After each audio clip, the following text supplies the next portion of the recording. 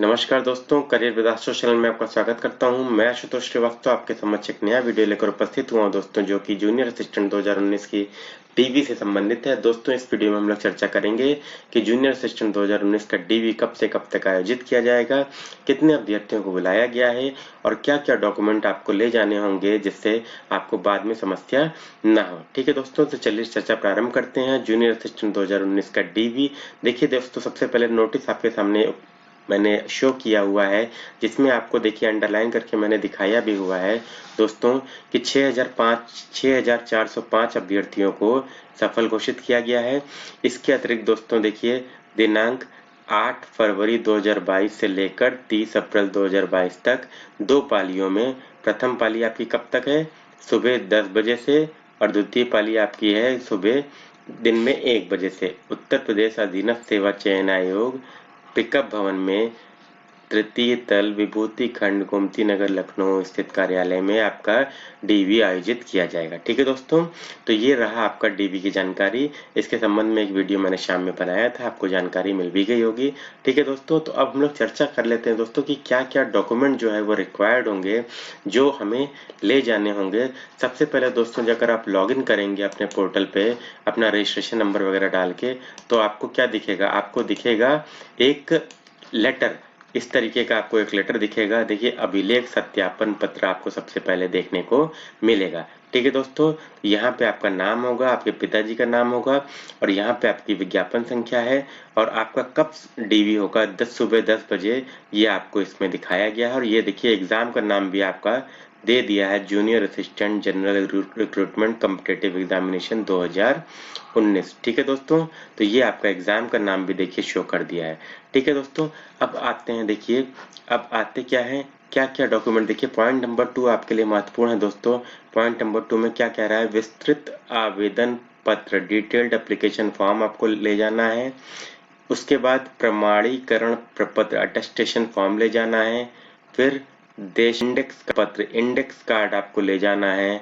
फिर आपको ले जाना है विभिन्न परीक्षाओं के प्राप्तांकों के विवरण का प्रपत्र।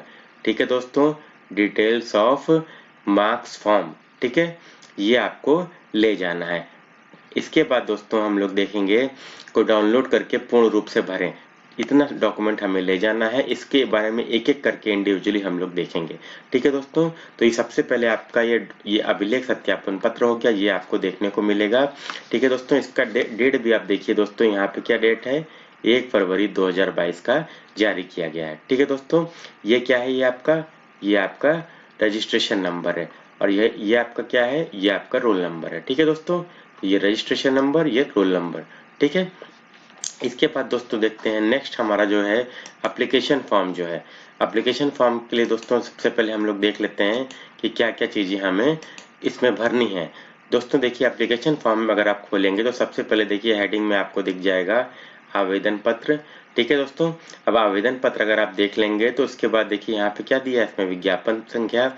इसके बाद आपका विज्ञापन आवेदन स्वीकार किए जाने की अंतिम तिथि भी दिया है। यहाँ पे आपका रजिस्ट्रेशन नंबर दिया होगा, यहाँ पे आपका रोल नंबर दिया होगा। ठीक है दोस्तों, तो ये आपका चीजें हैं। यहाँ पे आपको नवीनतम पासपोर्ट साइज फोटो लगानी होगी 3x4 की। ठीक है, और पठनीय हस्ताक्षर भी आपको करने होंगे, अर्थात स्व प्रमाणित फोटो आपको लगानी होगी। इसके बाद दोस्तों हम लोग देख लेते हैं कि क्या क्या चीजें रहेंगी इसमें जो हमें भरना है। इसमें देखिए बेसिक डिटेल्स आपको भरना है। सबसे पहले देख लेते हैं दोस्तों, पद या सेवा का नाम जिसके लिए अभ्यर्थी आवेदन कर रहे हैं, जूनियर असिस्टेंट 2019।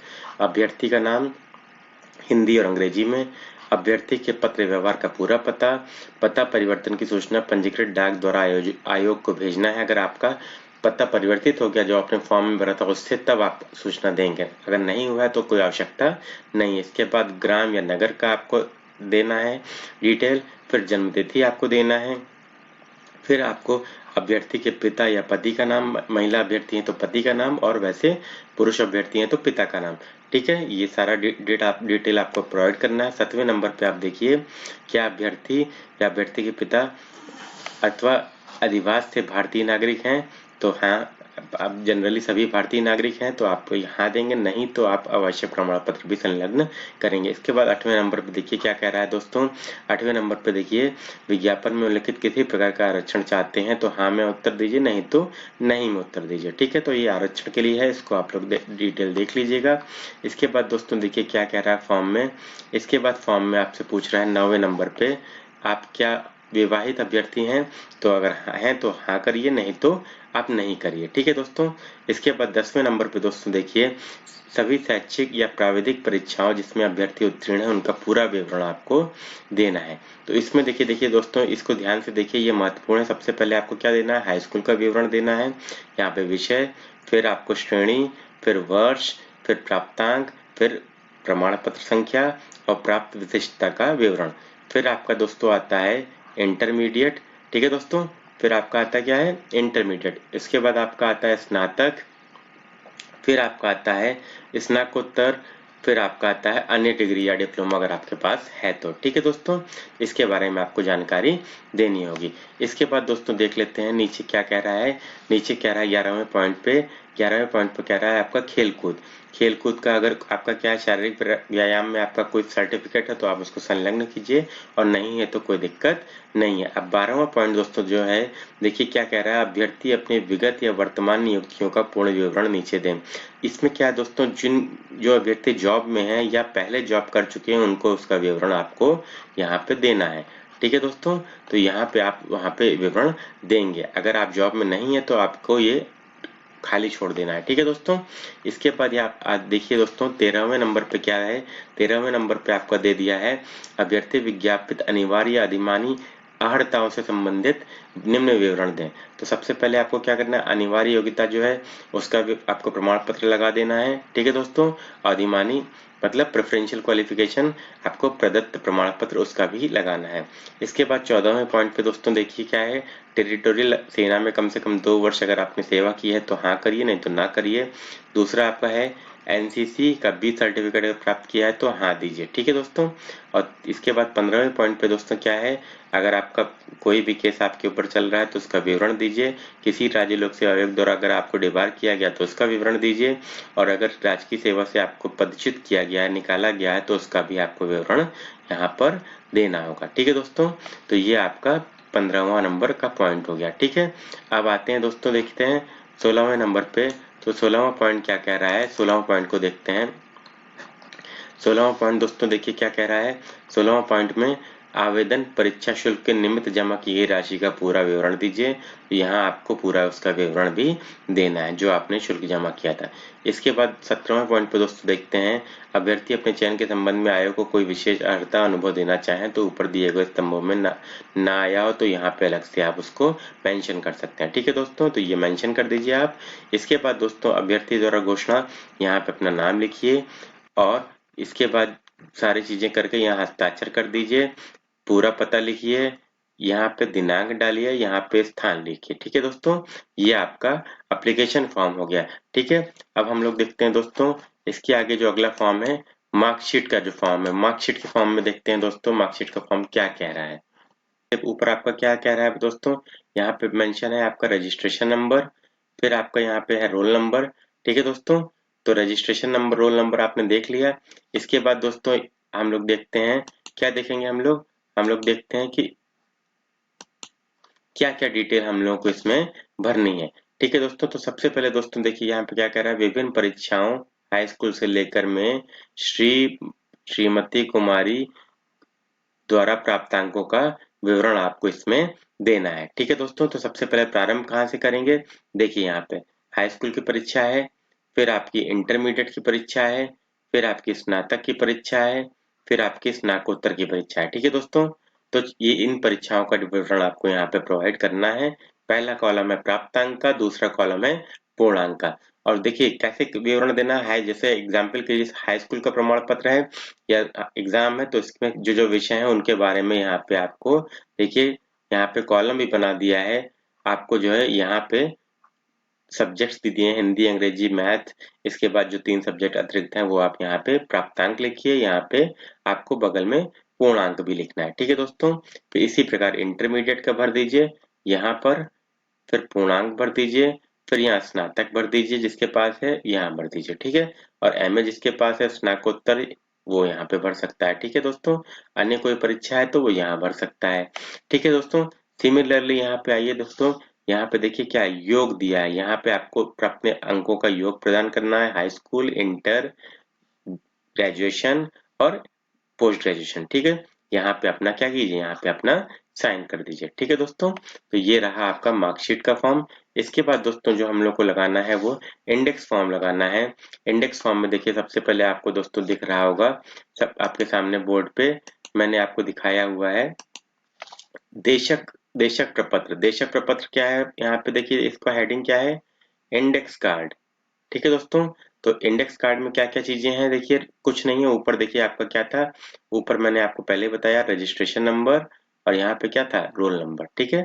अब इसके बाद देखिए यहाँ पे क्या लिखना है, सबसे पहले अभ्यर्थी का नाम लिखना है हिंदी में और अंग्रेजी में, फिर पिता या पति का नाम, फिर जन्म तिथि, स्थायी पता, पत्र व्यवहार का पता, सेवा या पद का नाम, ठीक है। और आप किस जाति, अनुसूचित जाति या जनजाति या पिछड़ी जाति से हैं, इसका विवरण आपको देना है। इसके बाद दोस्तों परीक्षाएं जो आपने उत्तीर्ण की है उसके बारे में भी आपको बताना है यहाँ पे, ठीक है दोस्तों। तो परीक्षाएं यहाँ पे मेंशन कीजिए, फिर विषय उसमें जो परीक्षा में था वो भी मेंशन कीजिए, उत्तीर्ण परीक्षा का रोल नंबर लिखिए, किस साल पास की है और किस श्रेणी में पास की है, ठीक है दोस्तों।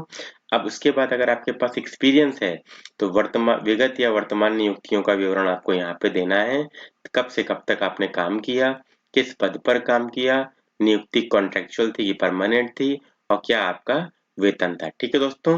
वेतन का मतलब पे स्केल, और वेतन मतलब जितना आपको सैलरी मिलता था, ठीक है। तो ये आपका इंडेक्स कार्ड है। यहाँ पे देखिए एड्रेस में सचिव यूपी ट्रिपल एसएससी लखनऊ का आपको एड्रेस भी मेंशन किया हुआ है, ठीक है दोस्तों। अब अगले फॉर्म पे आते हैं, अटेस्टेशन फॉर्म। दोस्तों देखिए अटेस्टेशन फॉर्म में आपका सबसे पहले चीज क्या है, आपको बोर्ड पे दिख रहा होगा सामने स्क्रीन पर अपने, क्या दिख रहा है दोस्तों, यहाँ पे भी देखिए सबसे पहले रजिस्ट्रेशन नंबर और फिर आपका रोल नंबर यहाँ पे आपका मेंशन है, ठीक है दोस्तों। तो ये क्या है, आपका अटेस्टेशन फॉर्म में देखिए यहाँ पे लिखा भी हुआ है। इसमें क्या कह रहा है दोस्तों, पहली लाइन पढ़ लेते हैं, इस प्रपत्र में कोई गलत सूचना देना या तथ्यपूर्ण सूचना को छिपाना डिस्क्वालिफिकेशन समझा जाएगा और शासकीय सेवा के लिए अभ्यर्थी अनर्ह समझे जाएंगे, ठीक है दोस्तों। दूसरा पॉइंट कह रहा है, यदि आपको प्रपत्र को भरने और प्रस्तुत करने के बाद डिटेंड दोष सिद्ध पाया जाता है तो उसका ब्यौरा आपको अधीनस्थ सेवा आयोग को सूचित करना है। ऐसा न करने पर तथ्यपूर्ण सूचना छिपाई गई ऐसा माना जाएगा। कुछ नहीं है ये सब दोस्तों, इसको जाने दीजिए। सबसे पहले हम लोग आते हैं पॉइंट नंबर 1, आपको अपना नाम भर देना है, फिर पिता का नाम भर देना है, फिर माता का नाम भर देना है, राष्ट्रीयता भरनी है, फिर आपको स्थायी निवास का पता भरना है, ठीक है दोस्तों।